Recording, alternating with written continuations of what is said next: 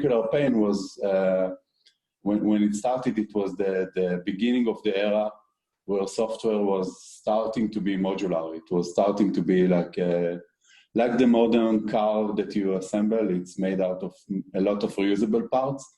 So is modern software today. It's made out of thousands or sometimes even hundreds of thousands of reusable components. And the complexity of managing them was difficult. So this is how JFrog started as a solution for managing this complexity in order to allow you to increase the speed in which you create software. And that led to the whole spirit of JFrog of problem solving and allowing software companies to release better software faster and with security. The approach is to enable frictionless adoption of the products. We do have open source and freemium versions and free trials versions. Those enable the community, the developer community, to try our products and to start implementing them in their software release management process. And once the usage going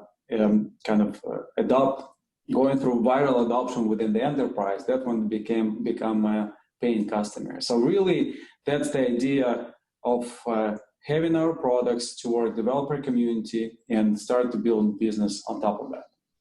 Yeah. Just if I may add to it, so JFrog has today over 5,800 customers, more than 75% of the Fortune 100. And the way that our products are consumed is on top of this trial approach and the frictionless adoption is mostly by inbound. So these are products that are consumed and they are both, and they are not being sold. So I think this model helps a lot to facilitate this type of adoption and consumption. Even till today, we don't have any field sales. So really, our persona we're selling to developers, and they want to first try the product and then adopt. They don't want to see salespeople, and that's how we're unique in our go-to-market model.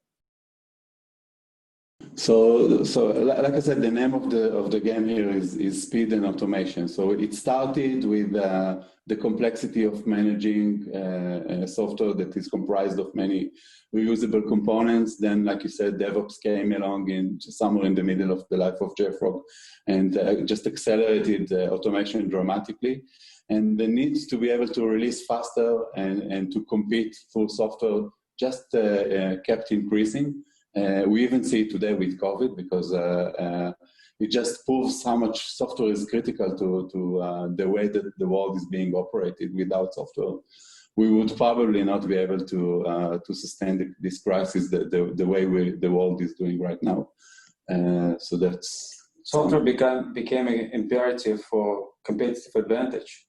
The faster you release, the more competitive you are. And therefore, we allow in digital transformation, also allow our customers to be more competitive, more resilient in this COVID days as well.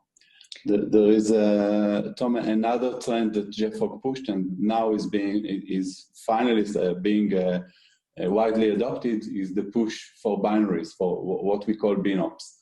Managing your software releases based on immutable binaries as early as you can, because that's the only way to have trust and reliability and also traceability in the software that is ending up running in your production. And that is especially becoming important with the advent of new runtimes such as the Internet of Things. That is really a market that is awaiting this change in digital transformation and software release automation and distribution. It's a very efficient company. It was founded during the 2008 crisis, and that's what kind of embraced the efficiency is embraced in DNA. And again, the uniqueness of the go-to-market strategy, bottom up, inside and bound, high velocity of customer acquisition, in combination with the product that today Artifactory became de facto standard in artifact management.